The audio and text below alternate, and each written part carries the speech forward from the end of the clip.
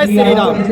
हिंदू महासम्मेलन एक बहुत बड़ा आयोजन जिसमें भगवान राम की प्रतिमा है, तो किसी हम जो रैली में प्रचंड से दिखते हैं। बहुत अच्छे सनातनता को प्रदर्शित करते हुए हिंदू सम्मेलन की बातें आती हैं। शिला की जगह लगा के प्राण, शिला की जगह लगा के प्राण, बिठा दे वहाँ राम भगवान। अयोध्या करती है आह्वान, हाथ से कर मंदिर निर्माण। सजग हो रघुवर की संतान, हाथ से कर मंदिर निर्माण। क्या महत्वता है उपवास की? बात करने बैठते हैं कि पीपल पूजन की क्या उपयोगिता है, जैसे छोटी छोटी बातें धर्म में क्यों जोड़ी गई, तुलसी पूजन है तो हम बड़ों के चरण क्यों छूना है, जैसे भावों को जब हम पर विचार करते हैं तो हिंदू को जहाँ एकदम गर्व होता है, तो तिलक लगाना या नमस्कार की पद्धति क्या है, इन सब बातों पे बहुत गहराई के साथ चिंतनता के साथ इस सम्मेलन में रखा गया है। इसके साथ जब हम बात करते हैं महिलाओं को बिछिया करते हैं या सिंदूर लगाने की क्या महत्वता है, या फिर मेहंदी क्यों लगाना चाहिए, जब उनके धार्मिक धर्म को साथ जोड़ा गया है तो इसकी सनातनता को निसंदेह सबके सामने रखा जा सकता है। साथ ही रामदूत अतुलित बल धामा, अंजनी पुत्र पवन सुत नामा।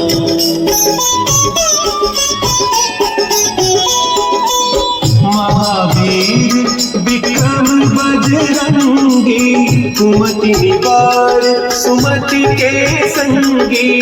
कंचन बरन विराज सुबेसा, कानन कुंडल कुंचित केसा।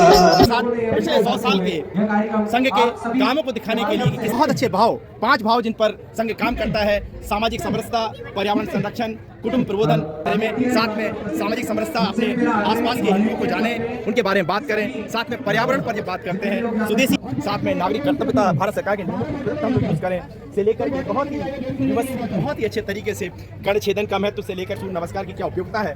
सबसे पहला और सबसे पवित्र युग माना गया है। सत्य वह समय था जहाँ लोग मन शांति और ज्ञान के रास्ते पर चलते थे।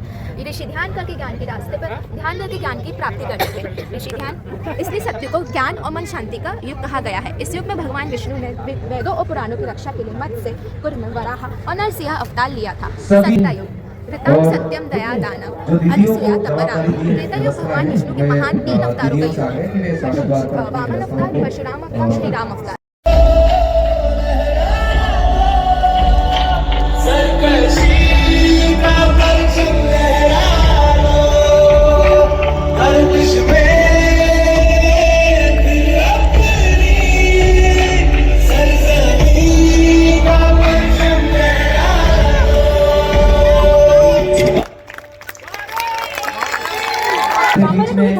पादो तू परिवर्ततो सत्यम दयाम सदा शीलम सदा।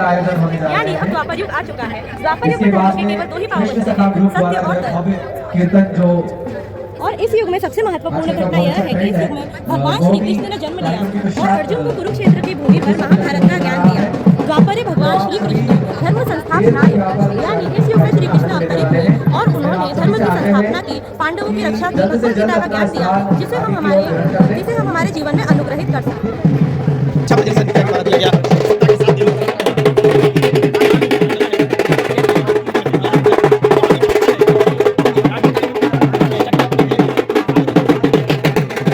और बहुत अच्छे तरीके से कार्यक्रम का लगाया गया। हम हिंदू हैं और हमारे मन में हिंदुत्व का भाव रहना चाहिए। इसकी भव्यता को देखें और इसको निहारें, और हम सब हिंदू हैं। इस भाव के साथ हम लोग अग्रसर रहें, हमेशा संगठित रहें।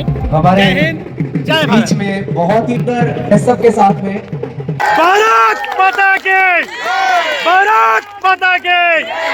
हो मारे यहाँ कोई मारे ना, यहाँ अपनी भी थोड़ी अदा थोड़ा अंदाज है।